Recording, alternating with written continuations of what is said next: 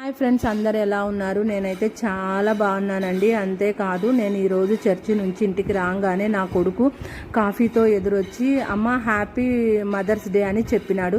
Thank you బేటా అని చెప్పినాను అనమాట. అమ్మ ఈరోజు చికెన్ పలావ్ చేసుకుందాము, ఈరోజు మదర్స్ డే కదా కాబట్టి అన్నాడు.